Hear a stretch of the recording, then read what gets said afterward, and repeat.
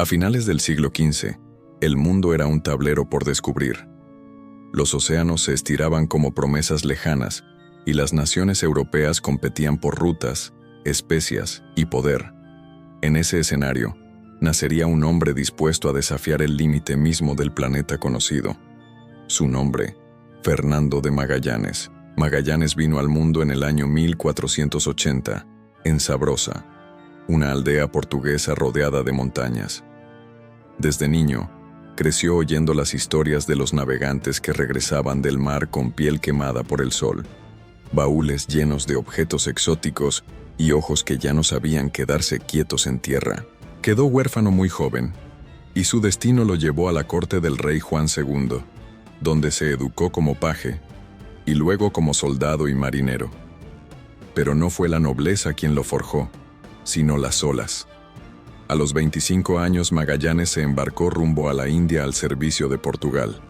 Navegó junto a la flota de Francisco de Almeida y luchó en batallas cruentas en Malaca y en Goa. Allí aprendió los secretos del mar Índico, el poder del monzón, la violencia de las tormentas tropicales y, sobre todo, la importancia del comercio de las especias. Clavo, nuez moscada, pimienta. No eran solo condimentos. En Europa, valían más que el oro. Controlar su comercio significaba controlar la riqueza del mundo. Pero a pesar de su servicio fiel, Portugal le dio la espalda. En 1517, Magallanes fue herido en combate en Marruecos. Acusado de comerciar ilegalmente, y sin el favor del rey Manuel I, regresó a Lisboa marcado por la humillación. No olvidó la ofensa. Fue entonces cuando empezó a germinar su mayor ambición: encontrar una nueva ruta a las Islas de las Especias, navegando hacia el oeste, a través del Nuevo Mundo. Muchos lo consideraron un loco. Desde hacía décadas Europa sabía que Cristóbal Colón había llegado a América, pero nadie había probado que se podía cruzar al otro lado. Lo que Magallanes proponía era arriesgado, temerario incluso: bordear Sudamérica por un paso secreto que él creía que existía. Luego cruzar el océano aún sin nombre y llegar a las islas que producían el clavo y la nuez moscada. Todo eso sin mapas fiables. En 1518 viajó a Sevilla. Allí, bajo cielos ardientes y calles apestosas a brea y vino agrio, convenció al joven emperador Carlos I de España, que también era Carlos V del Sacro Imperio Romano Germánico. El emperador, deseoso de competir con Portugal, lo escuchó. Apostó por su locura. La corona española le prometió títulos, riquezas, el monopolio del comercio de las islas que descubriese. Y así nació la expedición más osada de su tiempo. Magallanes preparó 5 naves: Trinidad, su nave capitana; San Antonio, Concepción, Victoria y Santiago. A bordo más de 230 hombres, entre españoles, portugueses, italianos, flamencos, griegos y franceses. También iba un joven cronista veneciano llamado Antonio Pigafetta, cuya pluma preservaría cada detalle del viaje. El 27 de septiembre de 1519, zarparon de Sanlúcar de Barrameda. En el aire flotaba la duda. ¿Hasta dónde llegarían? ¿Qué encontrarían más allá del horizonte? Así comenzó la odisea de Magallanes. Durante semanas, siguieron la costa africana hacia el sur, luego cruzaron el Atlántico hasta la costa de Brasil. Los días se hacían lentos. El mar parecía infinito. En las bodegas, la comida empezaba a pudrirse, las raciones se reducían, y los rumores comenzaban a hervir. En diciembre de ese año llegaron al Río de la Plata, pensando que tal vez ese era el paso al Mar del Sur. Pero no lo era. Era solo un estuario gigantesco. El desánimo empezaba a envenenar a la tripulación. Y entonces, el frío. El invierno austral los sorprendió en una tierra salvaje y desolada. Las provisiones escaseaban. Magallanes decidió invernar en una bahía al sur de la actual Argentina, a la que llamaron Puerto de San Julián. Allí se desató el primer motín. 3 de sus capitanes españoles, hartos del liderazgo portugués de Magallanes y convencidos de que la expedición estaba condenada, intentaron tomar el control. Era una traición abierta. Pero Magallanes, astuto y decidido, no titubeó. En una noche gélida, tomó por sorpresa a los rebeldes. Uno fue ejecutado en la horca, otro decapitado, el tercero perdonado, pero encadenado. Así, el miedo restauró el orden. Poco después, la nave Santiago, enviada a explorar el sur, naufragó en medio de una tormenta.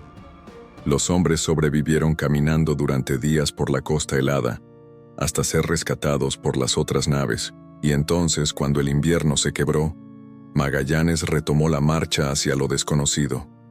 El 21 de octubre de 1520, vieron una abertura estrecha entre las montañas, con un mar embravecido. Era el paso soñado. Durante más de un mes, navegaron por sus canales oscuros, sus corrientes traicioneras y sus acantilados cubiertos de nieve. Allí, en las márgenes del canal, divisaron hogueras. Eran los fuegos de los nativos que habitaban ese confín del mundo. Por eso, lo llamaron Tierra del Fuego. Una de las naves, San Antonio, desertó y regresó a España sin avisar. Pero Magallanes no se detuvo. El 20 de noviembre, salió del estrecho y se encontró con un océano inmenso y en calma. Lo llamó Mar Pacífico. Lo que no sabía es que aún faltaban casi 4 meses sin ver tierra firme. Al salir del estrecho que hoy lleva su nombre, Fernando de Magallanes enfrentó una visión aterradora e inspiradora a la vez. Un océano interminable, tan vasto y sereno que lo llamó Pacífico. Pero lo que parecía una travesía corta, se convirtió en una de las pruebas más brutales que un grupo humano haya soportado jamás. Durante más de 90 días, las 3 naves restantes, Trinidad, Concepción y Victoria, navegaron sin ver tierra. El mar, aunque calmo, parecía una broma cruel. No había islas, no había costas, no había viento favorable. Solo una cúpula azul sobre un abismo salado. Y entonces, el hambre. Las provisiones se agotaron. Los hombres empezaron a roer cuero endurecido, cocido con agua de mar. Comieron aserrín, ratas y hasta excremento. La enfermedad apareció como un verdugo invisible. El escorbuto hizo estragos entre la tripulación. Los dientes se caían, las encías sangraban, los cuerpos se pudrían en vida. Más de una veintena de hombres murió antes de avistar tierra. Finalmente, en marzo de 1521, divisaron islas. Pero no eran las Molucas, su objetivo final. Eran atolones pequeños y dispersos del Pacífico Central. Cuando llegaron a una isla poblada por indígenas amistosos, la actual Guam, parte de las Islas Marianas, se produjo un incidente que Pigafetta narró con detalle. Los nativos subieron a bordo para comerciar, pero robaron un esquife, una barca auxiliar. Magallanes, furioso, arrasó un poblado entero. Por esa acción, Guam recibió el apodo de Islas de los Ladrones. Días después avistaron un grupo de islas mayores. Eran exuberantes, cálidas, y sus habitantes, abiertos al contacto. Habían llegado a un nuevo mundo, el archipiélago de Filipinas. Allí se inició el segundo gran capítulo de la travesía. Magallanes entabló relaciones diplomáticas con varios jefes locales. En la isla de Cebú, logró lo que ningún otro europeo había hecho: convertir a un rey local y a su pueblo al cristianismo. Casi 800 personas fueron bautizadas, entre ellas el Rajá Humabon y su esposa, que tomó el nombre de Juana. Magallanes, convencido de que estaba no solo en una empresa comercial, sino en una misión divina, se dejó llevar por el fervor religioso. Juraba que la cruz vencería donde la espada había fallado, pero su confianza se tornó arrogancia. En la vecina isla de Mactán, vivía un jefe nativo llamado Lapu Lapu, que se negó a someterse a Humabon o a los españoles. Magallanes, creyéndose invencible, decidió enfrentarlo con solo una pequeña fuerza de soldados españoles y guerreros cebuanos. Ignoró las advertencias. La madrugada del 27 de abril de 1521, desembarcó en la playa de Mactán. Los españoles, armados con cotas de malla, Arcabuces y espadas no pudieron maniobrar bien en aguas bajas. Los guerreros de Lapu-Lapu, hábiles y decididos, los rodearon. Magallanes fue herido por una lanza en el rostro, luego en una pierna. Se mantuvo peleando hasta que lo abatieron en la arena. Nadie recuperó su cuerpo. Fue abandonado al oleaje. Así murió Fernando de Magallanes, sin llegar jamás a las Molucas, sin saber que daría la vuelta al mundo. Pero su viaje no terminó con él. El mando recayó entonces en los oficiales restantes, entre ellos Juan Sebastián Elcano, un navegante vasco astuto y determinado. La situación era desesperante. La flota estaba reducida a 3 naves, y las alianzas tejidas por Magallanes en Filipinas se vinieron abajo tras su muerte. Temiendo nuevas emboscadas, los sobrevivientes decidieron huir de noche, sin avisar a sus aliados cristianizados. Fue un acto que rozaba la traición. Durante los meses siguientes, navegaron entre islas, buscando sin cesar las Molucas, el mítico centro del comercio de las especias. En ese trayecto, los peligros fueron múltiples: enfermedades, ataques nativos, motines, tormentas. En una de las islas, la nave Concepción fue quemada por estar demasiado dañada como para continuar. Solo Trinidad y Victoria siguieron viaje. Finalmente, en noviembre de 1521, tras más de 2 años de travesía, alcanzaron su objetivo. Las Islas Molucas, conocidas también como las Islas de las Especias, en el actual archipiélago de Indonesia. Habían cumplido el sueño de Magallanes. Allí cargaron toneladas de clavo, el producto más valioso del mundo en ese entonces. Pero al momento de partir, Trinidad tuvo problemas graves de filtraciones y debió quedarse para ser reparada. Solo una nave quedaba en condiciones de volver a Europa: la Victoria, al mando de Elcano. Y con esa nave, el destino daría un giro inesperado. Mientras en Europa pocos sabían que Magallanes había muerto en una playa remota, su legado y su tripulación seguían desafiando el destino. En las Islas Molucas, los hombres sobrevivientes negociaron con los jefes locales toneladas de clavo, el oro aromático del oriente. Pero la flota estaba rota. Solo 2 naves quedaban: la Victoria, al mando de Juan Sebastián Elcano, y la Trinidad, que sufría filtraciones graves en su casco. Decidieron separarse. La Victoria zarparía rumbo oeste, hacia África y Europa, cruzando el Océano Índico.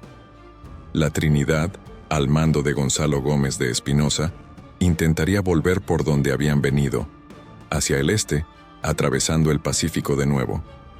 Sería un error fatal.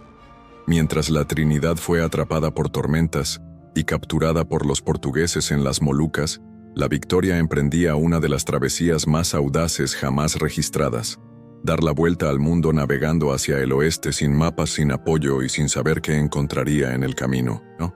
Elcano decidió tomar la ruta más peligrosa, la que cruzaba el Océano Índico y bordeaba el extremo sur de África, evitando a toda costa los puertos portugueses. Sabía que si eran atrapados, todo terminaría. Zarparon en diciembre de 1521. 122 hombres partieron desde Tidore, en la Victoria. Pronto enfrentaron los vientos de los monzones, y luego el calor insoportable del Ecuador.